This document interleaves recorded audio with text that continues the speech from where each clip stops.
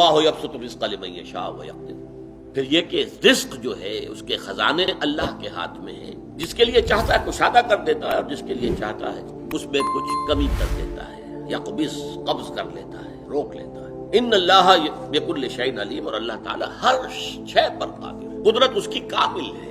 جیسے اس نے آسمان اور زمین بنائے ایسے ہی اس دنیا کا جو نظام چل رہا ہے وہ بھی اس کے دستے قدرت میں ہے۔